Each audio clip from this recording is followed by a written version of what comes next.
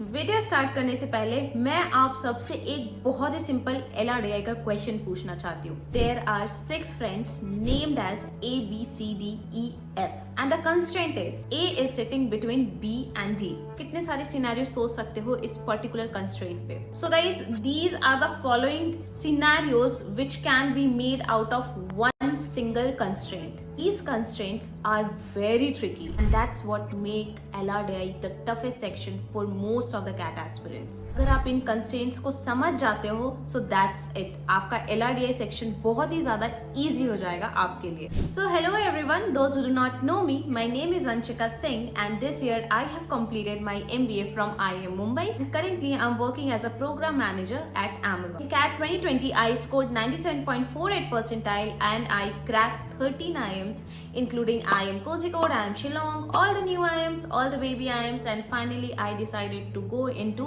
IIM Mumbai. First of all, thank you so much for giving a lot of love and support मेरे पिछले 2 videos के लिए। आप सबने बहुत ज़्यादा रिक्वेस्ट की थी कि आपको LRDI पे एक वीडियो चाहिए, that's why मैंने ये वीडियो स्पेशली आप सबके लिए बनाया है। वीडियो को स्टार्ट करने से पहले मैं आप सबको ये बताना चाहती हूँ कि LRDI was one of my favorite section मेरा सबसे ज्यादा स्ट्रॉन्ग था आउट ऑफ 3। आई रिमेम्बर मैंने जितने भी मॉक्स दिए थे उसमें मेरे LRDI में लास्ट के 2-3 महीने से 98 परसेंटाइल से नीचे मुझे कभी भी नहीं आया था। बट एट द एंड हुआ ये कि जिस दिन कैट का एग्जाम था उस दिन इनिशियल के 5 मिनट में मैंने एक सेट पूरा सॉल्व कर लिया था। लाइक मैंने 4 क्वेश्चन सॉल्व कर लिए थे 5 मिनट में ही।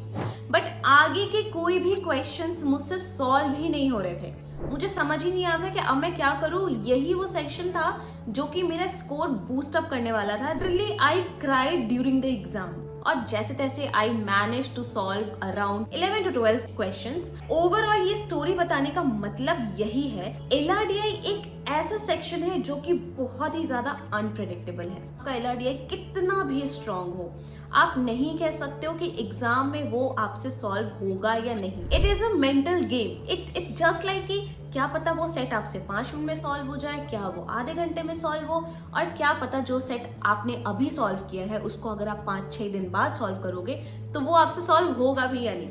So that's a very interesting fact about LRDI. CAT exam में 100 डेज से भी कम दिन रह गए हैं और प्रिपरेशन ऑलरेडी बहुत ज्यादा पेस पे है। गाइस फिजिक्स वाला ने अपना कोर्स लॉन्च किया है for MBA aspirants also by the name of MBA वाला। खेल में आपको लाइव क्लासेस तो दी ही जाती है, उसके साथ साथ आपको रिकॉर्डेड वीडियोस भी मिलेंगे। अगर आपको कोई डाउट आता है तो वो डाउट भी सॉल्व करें। और गाइस आपको मिलता है मॉक टेस्ट, GDPI प्रिपरेशन, हर एक चीज जो ओवरऑल पैकेज में होनी चाहिए कैट की तैयारी के लिए, हर वो चीज आपको इनके कोर्स में मिलेगा। बैच है MBA Ignite 2023 जहाँ पे आपको कैट के साथ साथ ओमिक्स की तैयारी भी करवाई जाएगी और हर एग्जाम अलग होता है तो उसकी प्रिपरेशन स्ट्रैटेजी भी अलग होती है। इस कोर्स का प्राइस इनिशियली था 11,499 but on the occasion of teachers day आपको डिस्काउंट में ये कोर्स मिलेगा 4,499 में। एक और बैच है that is by the name of MBA fast track batch. ये कोर्स इनिशियली था 8,999 रुपीज में but on the occasion of teachers day ये कोर्स आपको मिलेगा सिर्फ और सिर्फ रुपीज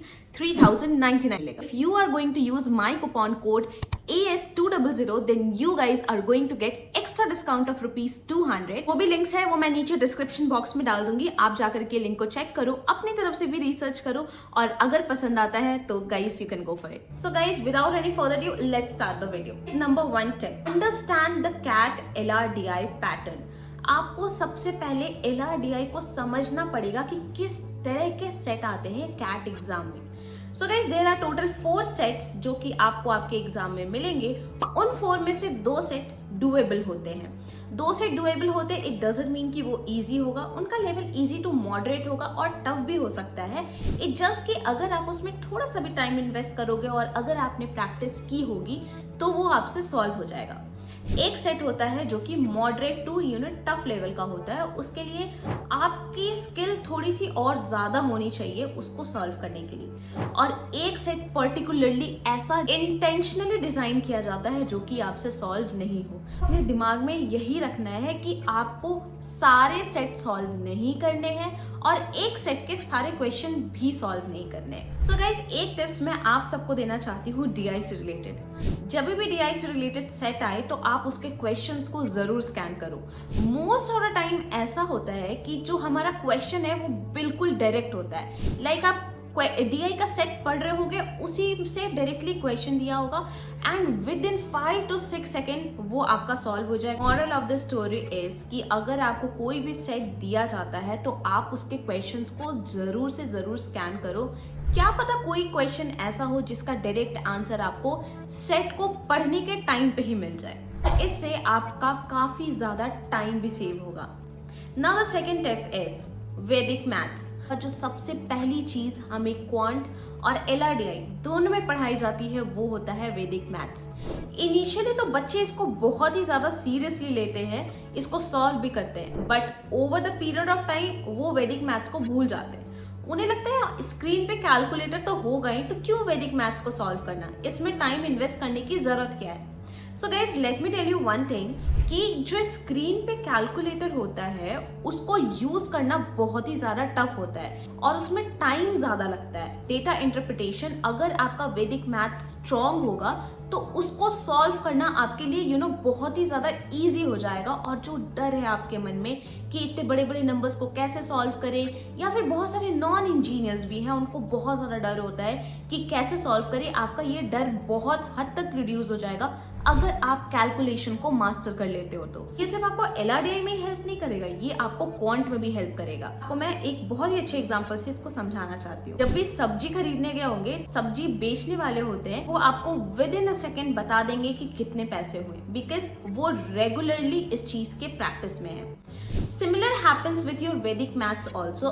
जितना ज्यादा आप प्रैक्टिस करोगे उतना ही ज्यादा आपको हेल्प होगा जब आप LRDI के क्वेश्चन सॉल्व करने जाओगे और क्वांट के भी क्वेश्चन सॉल्व करने जाओगे। Apart from this, get a very good hold on bar charts, pie charts, percentage, numbers, all these things. Tip number 3, always get familiar with different kind of LRDI questions. इसके लिए आपको ये करना है कि previous 5 years का cat का paper आपको लेना है एंड उसमें जितने भी तरह के LR और DI के सेट्स हैं वो आपको सॉल्व करना है। इनिशियली आप कोशिश करना कि आप सोल्यूशन नहीं देखो, आप खुद से ही सॉल्व करो, और अगर आपसे सॉल्व नहीं होता है उसके बाद ही आप सोल्यूशन देखना। सो ये करने का ओवरऑल जिस्ट ये है, जितने भी तरह के LR के क्वेश्चंस होते हैं, जितने भी तरह के आपके DI के क्वेश्चंस होते हैं, आप हर तरह के क्वेश्चन से फेमिलियर हो जाओ ताकि एग्जाम में अगर क्वेश्चन आए तो आपको पता हो सेट देखते ही कि अच्छा गेम एंड टूर्नामेंट है तो मुझे किस तरीके से अप्रोच करना है, सिटिंग अरेंजमेंट है तो मुझे किस तरीके से इस क्वेश्चन को अप्रोच करना है। जितने भी तरह के LRDI होते हैं उनको सॉल्व करने का स्ट्रैटेजी भी अलग अलग होता है। जैसे कि example of a circular arrangement, उसमें आपको 7 to 8 स्टेटमेंट्स दिए होंगे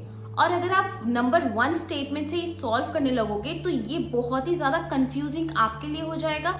इसीलिए आपको हमेशा डायरेक्ट स्टेटमेंट ढूंढना चाहिए, like A is sitting right to B और A is sitting opposite to B। इस तरह के जो स्टेटमेंट होते हैं वो बिल्कुल डायरेक्ट स्टेटमेंट होते हैं, तो हमेशा हमें डायरेक्ट स्टेटमेंट से स्टार्ट करना चाहिए, ना कि जो नंबर 1 स्टेटमेंट दिया हुआ है वहां से स्टार्ट करना चाहिए। और ऐसे ही बहुत सारे मेथड्स भी होते हैं। फेमिलियर होना बहुत ज्यादा जरूरी है ताकि आप ये समझ सको कि किस टाइप के क्वेश्चन को कैसे अप्रोच करना है। Good tip is solve 2 sets of DI and 2 sets of LR on a daily basis। बस बहुत सारी क्वेरीज आती है बहुत सारे लोगों की, हमें हर दिन कितने सेट सॉल्व करने चाहिए, मॉक में स्कोर नहीं आ रहे, मुझे कितना टाइम इन्वेस्ट करने की जरूरत है LRDI में। सो गाइज हर दिन जो मेरी स्ट्रैटेजी थी जिसको मैंने इम्प्लीमेंट किया था, and trust me it has work like anything, वो ये थी कि मैं हर दिन 2 सेट LR का बनाती थी, 2 सेट DI का बनाती थी। इनिशियली मैं इसको टाइमर के साथ बनाती थी ताकि मैं देख सकूं कि मैं टाइम के साथ उस सेट को कैसे बना पा रही हूँ,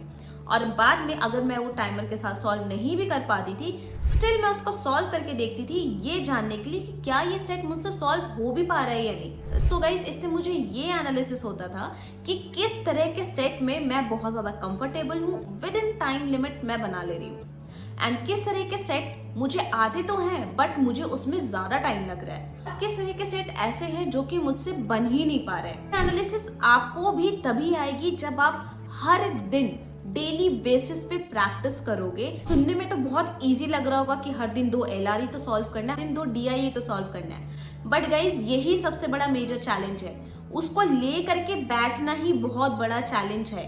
most of the CAT aspirants बहुत ही ज्यादा प्रोकास्टिनेट करते हैं उसको लेकर के बैठने में। वो सोचते हैं कि कैसे इतना बड़ा स्टेटमेंट पढ़ें, उसके बाद उसको सॉल्व करें, उसमें मेंटल इन्वेस्टमेंट आपका बहुत ज्यादा होने वाला है। So guys, it is just like going to gym, कि जब तक आप जिम नहीं जाते हो आप प्रोकास्टिनेट करते रहते हो, आपका जाने का मन नहीं करता। बट जैसे ही आप जिम के अंदर पहुंच जाते हो आप ऑटोमेटिकली अपनी सारी एक्सरसाइजेस करने लगते हो। सो सिमिलरली आपको कुछ नहीं करना है, आपको बस सेट लेके बैठ जाना है। जैसे ही आप सेट लेकर के बैठोगे आप ऑटोमेटिकली, आपका दिमाग भी लगने लगेगा, आप कैसे उसको लॉजिकली सॉल्व करना है आपको वो भी करने लगोगे। These are the 4 tips which I have dedicatedly followed during my preparation and I hope कि अगर आप भी इसको फॉलो करोगे तो डेफिनेटली, अगर आपके स्कोर कम आ रहे हैं या फिर आपको बहुत ज़्यादा डर लगता है LRDI में, तो बहुत ही हद तक कम हो जाएगा। गाइस, आई होप आपको ये वीडियो अच्छी लगी हो, एंड अगर आपको ये वीडियो अच्छी लगी हो then please do not forget to hit the like button and press the bell icon below. Till then, bye bye, take care and keep rocking it guys, bye.